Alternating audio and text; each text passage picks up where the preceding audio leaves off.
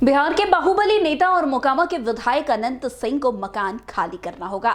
जी हां, इस समय अनंत सिंह पटना के माल रोड स्थित उस सरकारी आवास का इस्तेमाल कर रहे हैं जो उनकी पत्नी नीलम सिंह को आवंटित है।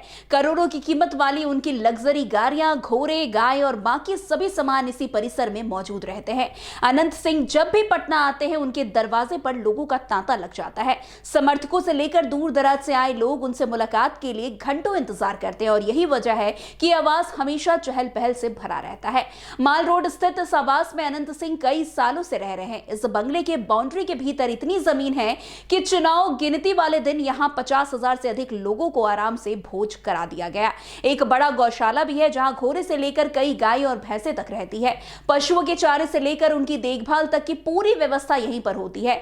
गाड़ियों के लिए बने बड़े गैरेज में उनकी 4 से 5 लग्जरिया गाड़ियां जो है पार्क होती है। कुल मिलाकर यह बंगला न सिर्फ विशाल है बल्कि ग्रामीण, ठाट बाट और शहरी सुविधाओं का अनोखा मिश्रण भी प्रस्तुत करता है। लेकिन अब स्थिति बदल चुकी है। अनंत सिंह खुद विधायक बन गए हैं, इसलिए उन्हें भी अन्य विधायकों की तरह 3.25 कट्ठा वाला क्षेत्रफल वाला फ्लैट आवंटित किया गया है। यह नया आवास वीरचंद्र पटेल पथ पर स्थित है जिसका पता 11/8 है और इसका कुल क्षेत्रफल लगभग 3,000 से ज्यादा वर्ग फुट का है। दिलचस्प बात यह है कि जितनी लंबाई इस पूरे फ्लैट की है उतनी ही लंबाई का गौशाला उनके वर्तमान माल रोड स्थित आवास में बना हुआ है। नया डुप्लेक्स आवास 2 मंजिला है। ग्राउंड फ्लोर पर मेहमानों के बैठने के लिए एक सुंदर लिविंग एरिया बनाया गया है जिसे बाकी घर से अलग रखा गया है। इसके बाद एक डाइनिंग रूम है, डाइनिंग टेबल है, किचन है और एक बेडरूम मौजूद है। दूसरे हिस्से में उनके गार्डों के लिए एक अलग स्थान है और अंदर की ओर विधायक के लिए एक ऑफिस बनाया गया है जिसके साथ अटैच बाथरूम भी है।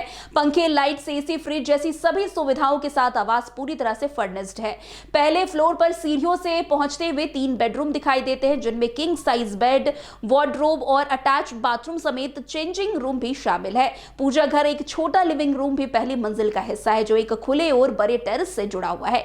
इसके ऊपर एक और छत भी बनी हुई है जहां से कॉलोनी का पूरा नजारा दिखाई देता है। कुल मिलाकर नए आवास में ना तो घोड़े और गाय रखने की जगह है, ना ही 4-5 गाड़ियों की रखने की सुविधा।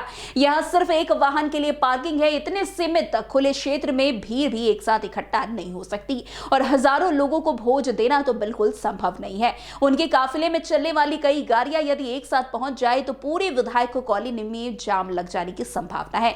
यहीं से यह सवाल भी उठता है कि अनंत सिंह अपने पुराने ठाट बाट के साथ नए आवास में कैसे तालमेल बैठाएंगे। खैर, अभी तो अनंत सिंह जेल में बंद है, लेकिन जेल से बाहर निकलने के बाद अनंत सिंह के समर्थकों की भारी भीड़ एक बार फिर से उनके मकान पर लगने वाली है। अब देखना दिलचस्प होगा कि सरकारी बंगले में अनंत सिंह कैसे फिट बैठ पाते हैं।